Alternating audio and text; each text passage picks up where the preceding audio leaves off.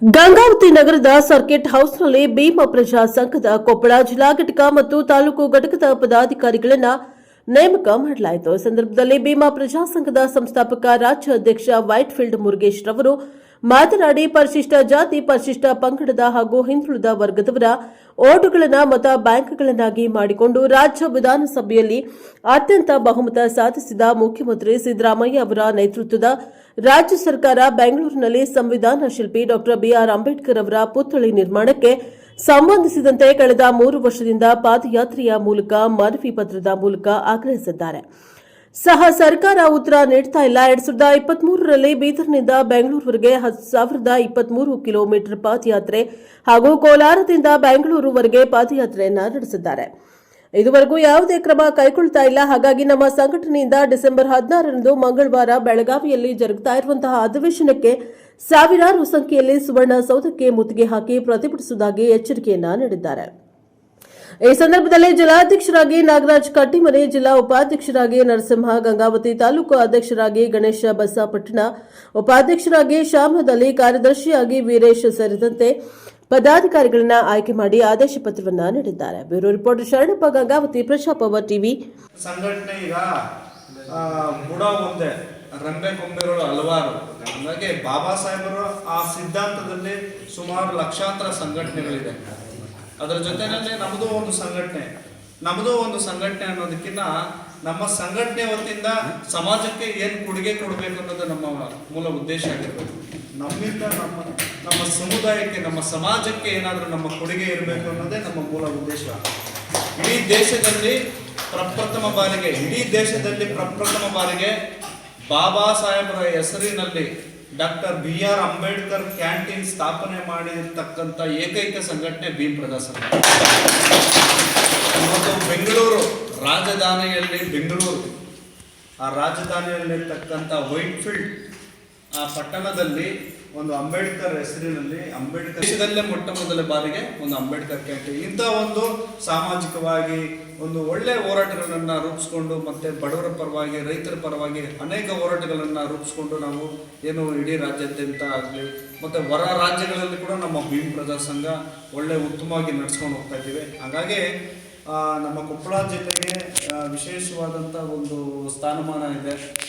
ಏನು ಕಲ್ಯಾಣ ಕರ್ನಾಟಕ, ಏನು ನಾನು ಬೀದರಿಂದ ಬೆಂಗಳೂರು ಫ್ರೀಡಮ್ ಪಾರ್ಕ್ ನಾನು ಬಂದಾಗ ನನಗೆ ಎಲ್ಲೋ ಒಂದು ಕಡೆ ಸಂತೋಷ ಆಯಿತು. ಯಾವ ರೀತಿ ಸಂತೋಷ ಆಯಿತು ಅಂದರೆ, ಎಲ್ಲಿ ಹೆಚ್ಚಾಗಿ ಸ್ವಾಭಿಮಾನಿಗಳು ಇರ್ತಕ್ಕಂಥ ಜಿಲ್ಲೆ ಅಂತ ನಾನು ಹುಡುಕಿದಾಗ ನನಗೆ ಬೀದರ್ ಕಾಣಿಸ್ತು. ಬೀದರು ಯಾವ ಕಲ್ಯಾಣ ಕರ್ನಾಟಕ, ಬೀದರು, ಗುಲ್ಬರ್ಗ, ಯಾದಗಿರಿ, ರಾಯಚೂರು, ಕೊಪ್ಪಳ, ಇದೆಲ್ಲ ಒಂದೇ ಏನಂದರೆ ಸ್ವಾಭಿಮಾನಿಗಳು ಇರ್ತಕ್ಕಂಥ ಒಂದು ಜನ. ನಾನು ಏನು 45 ದಿನಗಳಲ್ಲಿ ನಾನು ಗಂಗಾವತಿ, ಹೊಸಪೇಟೆ, ಚಿತ್ರದುರ್ಗ ಹೋಗೋವರೆಗೂ ನನಗೆ ಊಟ ಮಾಡಲಿಕ್ಕೆ ಕೂಡ ನಾನು ಹೋಟ್ಲಿಗೆ ಹೋಗಿಲ್ಲ. ಯಾಕಂದರೆ ನಾನು ಹೋರಾಟ ಯಾರಿಗಾಗಿ ಮಾಡ್ತಾ ಇದ್ದೀನಿ? ಬಾಬಾ ಸಾಹೇಬ್ರಿಗೋಸ್ಕರ ಮಾಡ್ತಾ ಇದ್ದಾರೆ. ನನ್ನ ಮಗು ಬಂತು, ನನ್ನ ಮಕ್ಕಳು ಬಂತು, ನನ್ನ ನಾಯಕನು ಬಂದು ಅಂತೇಳಿ ಎಲ್ಲ ಪ್ರತಿ ಮನೆಗಳಲ್ಲಿ ಒಂದೊಂದು ರೊಟ್ಟಿ, ಅನ್ನ, ಈ ಎಲ್ಲ ನೀರು ಎಲ್ಲ ತಂದು ನನಗೆ ಒಂದು ಆ ಹೋರಾಟ ಇವತ್ತು ಒಂದು ರಾಜ್ಯ ಸರ್ಕಾರ ಒಂದು ರಾಜ್ಯದ ಮುಖ್ಯಮಂತ್ರಿ ನಮ್ಮ ಮನವಿಗೆ ಸ್ಪಂದಿಸಿ ಏಪ್ರಿಲ್ 14ನೇ ತಾರೀಕು ಘೋಷಣೆ ಮಾಡ್ತಾರೆ. ಏನಂತ? ಇಡೀ ದೇಶದಲ್ಲೇ ಅತಿ ದೊಡ್ಡದ ಒಂದು ಬಾಬಾ ಸಾಹೇಬ್ ಅಂಬೇಡ್ಕರ್ ಪುತ್ಥಳಿ ನಿರ್ಮಾಣ ಮಾಡ್ತೀರಂತ. ಅದು ಯಾಕೆ ಅವರು ಆ ರೀತಿ ಘೋಷಣೆ ಮಾಡಿದ್ರು ಅಂದರೆ, ನಾವು ಮಾಡಿದಂಥ ಹೋರಾಟ, ನೀವು ಅಣ್ಣ ತಮ್ಮಂದರು, ಅಕ್ಕ ತಂಗಿ ಎಲ್ಲ ನೀವು ಒಂದೊಂದು ಊಟ ಹಾಕಿದ್ರಲ್ಲ, ಆ ಊಟ ಮಾಡಿನೇ ನಾನು ಆ ಫ್ರೀಡಮ್ ಪಾರ್ಕಿಗೆ ತಲುಪಿದೆ. ಆ ತಲುಪಿದಾಗ ಮಾತ್ರ ಆ ಹೋರಾಟಕ್ಕೆ ಯಶಸ್ಸು ಸಿಕ್ತು. ಅದೆಲ್ಲ ಬಂದು ನನ್ನ ಒಬ್ಬ ಹೋರಾಟ ಅಲ್ಲ, ತಾವೆಲ್ಲ ಕೈ ಜೋಡಿಸಿದ್ದೀರಾ. ಏನು ಕಲ್ಯಾಣ ಕರ್ನಾಟಕ ಮಟ್ಟದಲ್ಲಿ ಒಂದು ಸುದ್ದಿ ಮಾಡಬೇಕಾ, ಸ್ಟ್ಯಾಚ್ಯೂ ಆಗಬೇಕಾ ಅನ್ನೋದು ಒಂದು ದೊಡ್ಡ ಮಟ್ಟದಲ್ಲಿ ಪ್ರಶ್ನೆ, ದೊಡ್ಡ ಮಟ್ಟದಲ್ಲಿ ಚರ್ಚೆಗಳಾಯಿತು, ಹೊರ ರಾಜ್ಯಗಳಲ್ಲಿ ಚರ್ಚೆಗಳಾಯಿತು ಅಂತ. ಅವರು ಯಾಕೆ 200 ಮೀಟ್ರೇ ನಿಮ್ಗೆ ಬೇಕು ಅಂದರೆ, ಇವತ್ತು ಈ ದೇಶ ನಡೀತಾ ಇರೋದು ಬಾಬಾ ಸಾಹೇಬ್ ಅಂಬೇಡ್ಕರ್ ಕೊಟ್ಟಂತ ಸಂವಿಧಾನ. ಆ ಸಂವಿಧಾನ ಬರೆದಂಥ ಪಿತಾಮಹ ಬಾಬಾ ಸಾಹೇಬ್ ಅಂಬೇಡ್ಕರ್ ಅಂದ್ರೆ ಸಂವಿಧಾನ ಅಂದ್ರೆ ಅಂಬೇಡ್ಕರ್. ಹಂಗಿರ್ತಕ್ಕಂಥವ್ರನ್ನ ನಾವು ಈ ದೇಶದಲ್ಲಿ ಅತಿ ಎತ್ತರವಾಗಿ ಕಾಣಲಿಕ್ಕೆ ನಾವು ಇಷ್ಟಪಡ್ತೀವಿ.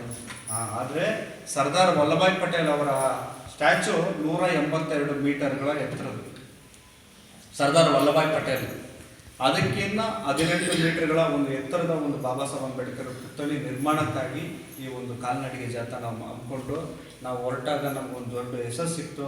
ಗಂಗಾವತಿ ನಾವು ಪಟ್ಟಣಕ್ಕೂ ಬಂದಾಗ ನಮಗೆ ತುಂಬ ಅದ್ದೂರಿಯಾಗಿ ನಮ್ಮ ದಲಿತ ಮುಖಂಡರೆಲ್ಲ ನಮ್ಗೆ ಸ್ವಾಗತ ಮಾಡಿ ನಾವು ಇಲ್ಲೇ ರಾತ್ರಿ ಎಲ್ಲ ಉಳ್ಕೊಂಡು ಮತ್ತು ಮರುದಿನ ಬೆಳಗ್ಗೆ ನನ್ನ ಬೀಳ್ಕೊಡುಗೆ ಕೊಟ್ಟು ತುಂಬ ಒಳ್ಳೆ ನಿಟ್ಟಿನಲ್ಲಿ ನಮ್ಮ ಗಂಗಾವತಿ ಅಂದರೆ ತುಂಬ ಸಂತೋಷ ಆಯಿತು.